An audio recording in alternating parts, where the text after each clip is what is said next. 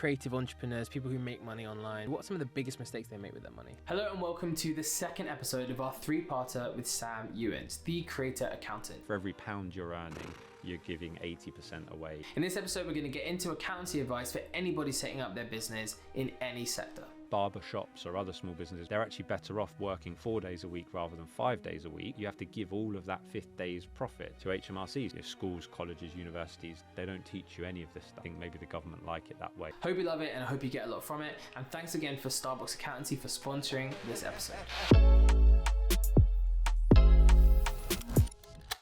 Right, let's get into some detail now around how to manage money. Because I think a lot of people don't know how to manage them. And I'm sure you've seen some very horrific stories of bad money management, which we can maybe get into. So, okay, I'm a creator or I'm making money online. I get my first bit of ad rev from YouTube. What do I do?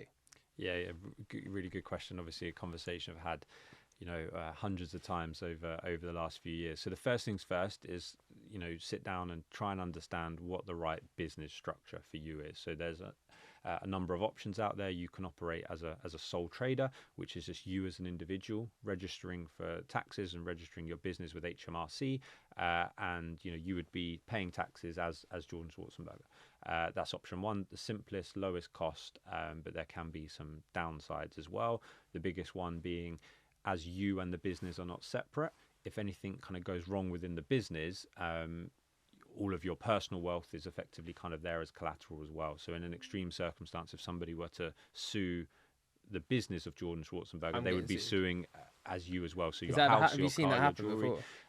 In a little bit, I've not seen it kind of go all the way through, but I've seen individuals get their business into difficulty, and as they're a sole trader, they don't have the distinction and the separation to say, well, I own my house, my car, etc. personally, and my business owns my laptop, my phone, maybe an office space, etc. And you keep that degree of separation. So if anything goes wrong within the business, your personal assets are protected.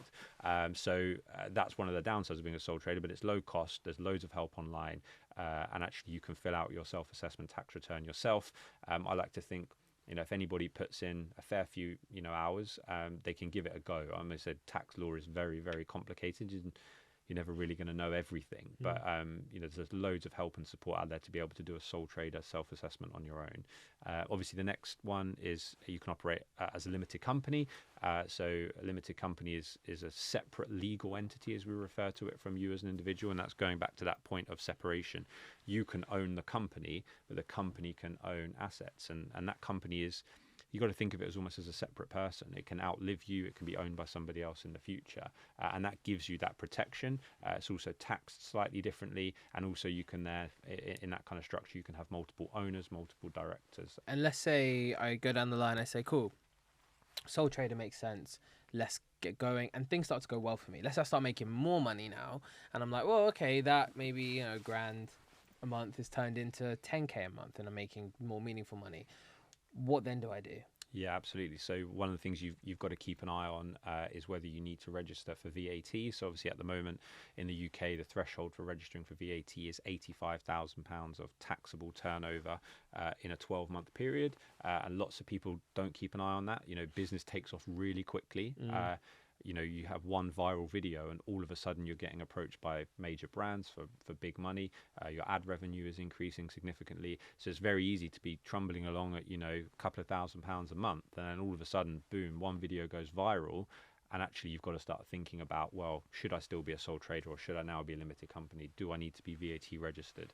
One of the biggest challenges I see creators face is the concept of obviously paying your tax so much later than when you've earned the revenue. If you were to set up a business tomorrow, you were to sign a big contract and invoice somebody and get that money paid, you wouldn't have to pay tax on that for 21 months.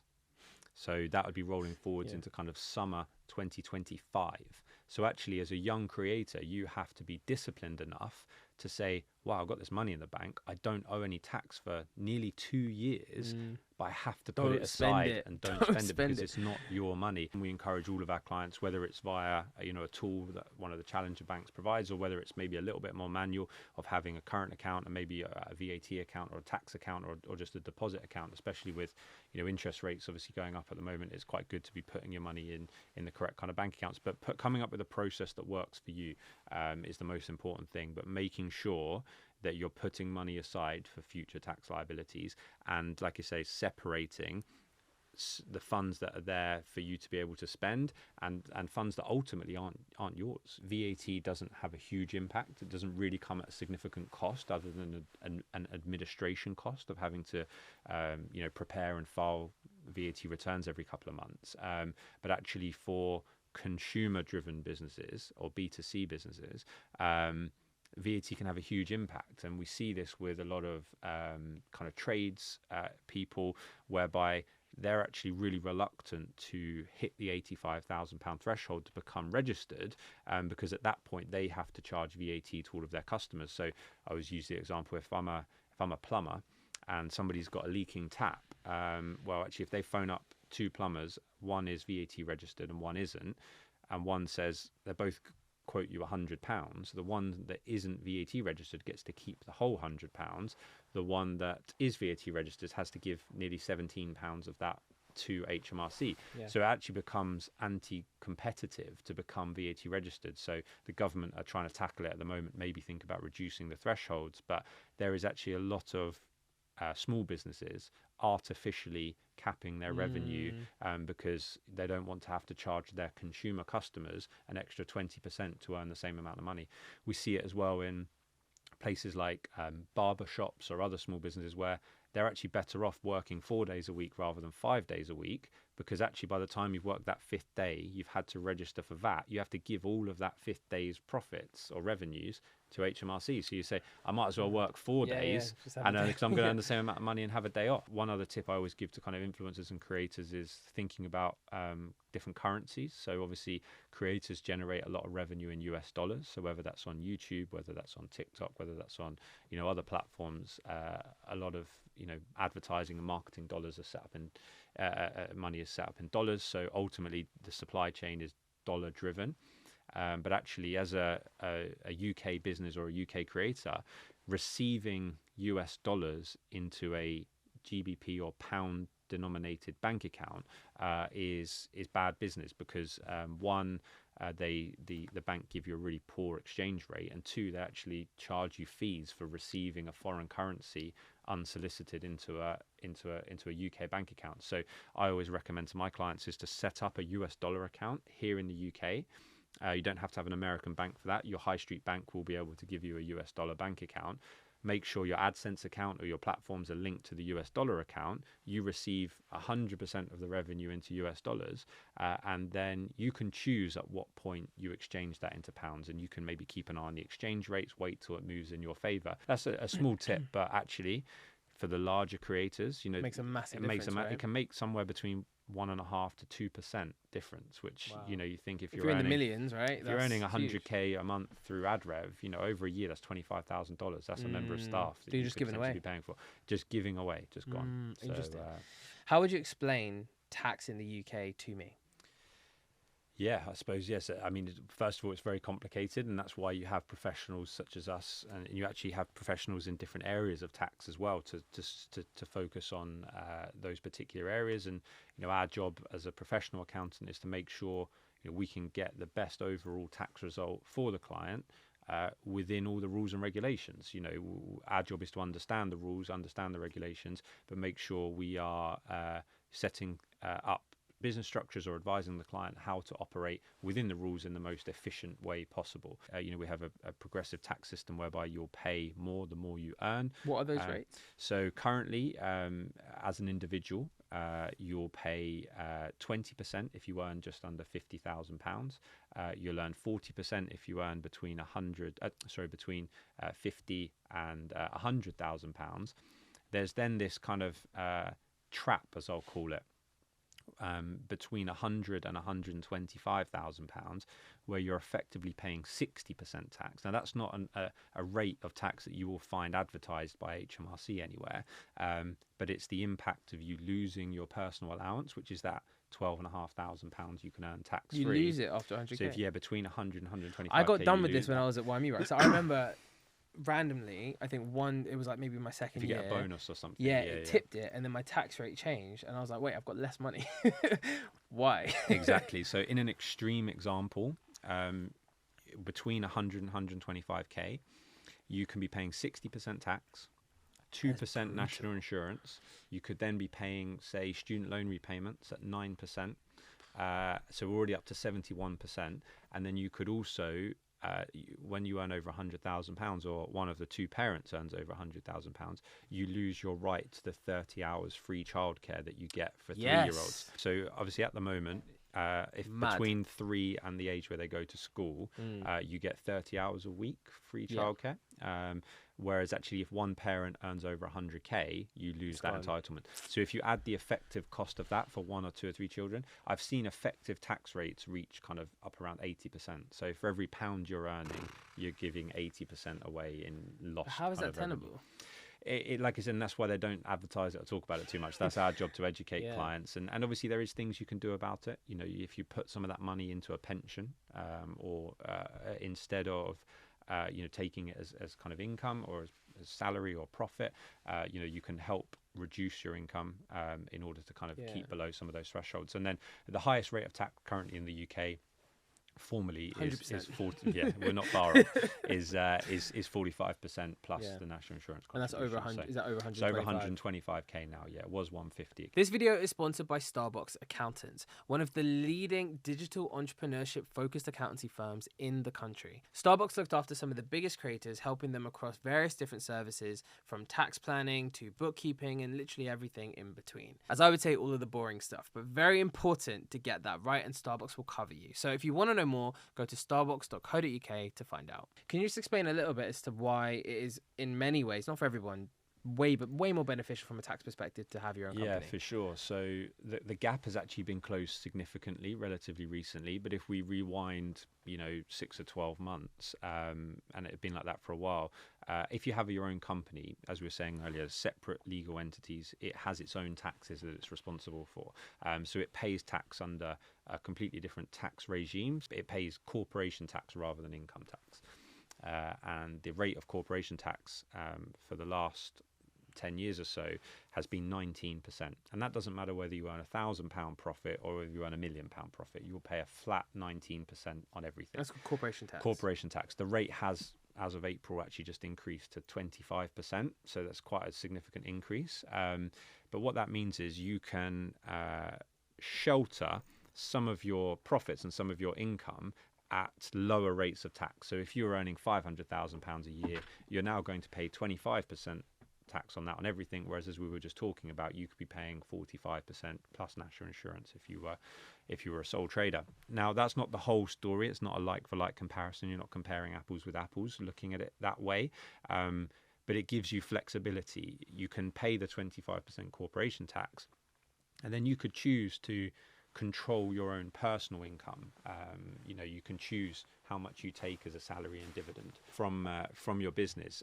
So you could, what it avoids is some of these peaks and troughs. Imagine if you're a creator and you have 3 amazing years earning £500,000 a year, you're paying all these higher rates of tax, and then for whatever reason your revenue or your income falls significantly, you're cancelled, you fall ill, and you're earning a much lower sum. You've paid all these higher rates of tax for a few years, whereas actually if you could have kept that money in a limited company, paid less tax now, and drawn that out over, say, a 10-year period, you could have kept yourself below some of these higher tax thresholds in each one of those 10 years. As a sole trader or as an employee, you don't have that choice. You're taxed in the year on those higher rates in the year you earn it. So having a company, actually, if you take every penny out of a company these days via dividends, the tax rates are very similar to being a sole trader. So it just gives you enhanced flexibility to control your own tax liabilities moving forwards. Yeah. And what are the things, again, I'm this creator, I don't know who this creator is, but I'm this creator, I'm killing it, things are going well. What do I have to prepare for then towards April? Yeah, so which is the obviously end of the tax year. April's the end of the personal tax year. So even if you have a company, you still have personal tax obligations as well. And obviously by the end of April, you may want to have looked at making pension contributions, as we mentioned before. Obviously, pensions are still very, very beneficial from a tax perspective. You can effectively save money. You can take it out from your company, can't you? Because is it 60k each? Now it's up to £60,000 a year you can put into. You've been learning, you've been There doing you some go, man. research. Come on. So up to 60,000 a year you can put into a pension, and you can save tax on putting that money in there. You effectively can invest from before any tax has been deducted. So you may also want to look at any kind of tax efficient investment schemes. So you've got EIS, which is the Enterprise Investment Scheme. You've got Seed EIS, which is referred to as SEIS. Those are kind of time limited. You get an annual allowance of how much you're available to kind of put into some of these schemes. So I think it's about understanding what your projected income is going to be and what tools do you have available to you to potentially look at you're controlling the income that you're going to have to submit on your tax return. So going back to that example, if you think you might earn £100,000 and your employer says to you, actually you're going to earn a £10,000 bonus in March, it might be sensible to think, well, actually, if I take that £10,000 bonus, by the time I've paid tax, national insurance, maybe paid my student loan repayments, I might see £3,000 of that. Or I can put £10,000 in your pension for you. So actually, that's tax free then. That whole 10,000 will go into your pension at that point. And there's the other benefits of maybe childcare, etc., as well. So it's about just understanding where you think your income's going to be. What are you going to have to declare? But you can't retrospectively make these contributions. So you can't put money in your pension in April, May, and allocate it to the previous tax year. You can use previous year's allowances that you've unused, but the tax point is the point in which you physically pay the cash to your pension provider, say, as an example. So it's really important to not think, oh well, I'll deal with that in April. You have to be taking action earlier to take any steps you need to in January, February, March to try and kind of control your income. And what are some of the biggest mistakes that you see creative entrepreneurs, people who make money online, make a lot of money, make some money? What are some of the biggest mistakes they make with their money?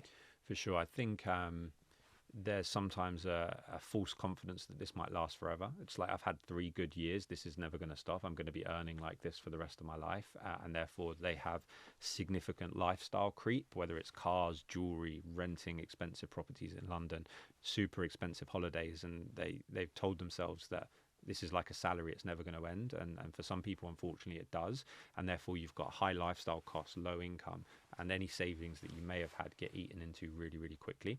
Similar problem to what we see in professional sports. You have this kind of inverse earning kind of curve where traditional careers, as you get older and you get more experienced, you tend to earn more money.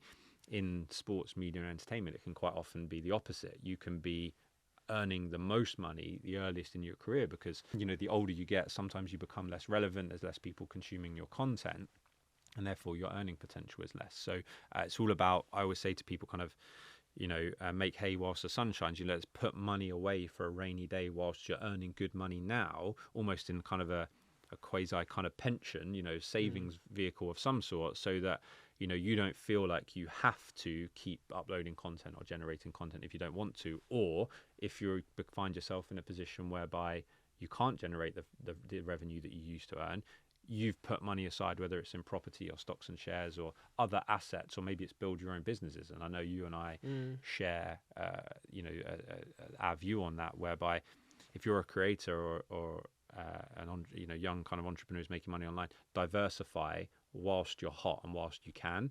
Don't think, well, actually, when I'm not doing YouTube or not becoming a content creator anymore, I'll launch a business at that point. It's like, start planting those seeds whilst you're still approaching the peak or at the peak of your kind of content career. The other one is some of those items we discussed earlier around money management, day-to-day money management, looking at your bank account and thinking that's all your money when it's not. You've not paid your PAYE, you've not paid your VAT, you've not paid your corporation tax, you've not paid your personal tax. So sometimes people will look at their accounts and think, oh, I'm doing really, really well. And when I tell them you've got to pay X, Y, and Z, they go, I haven't got enough money to pay all of that. And they're actually almost In in negative debt, equity, in yeah, negative, yeah. rather than they think they're in positive. You know, one of the biggest jobs we do is education Yeah. and helping them learn, because you know, schools, colleges, universities, they don't teach you any of this stuff.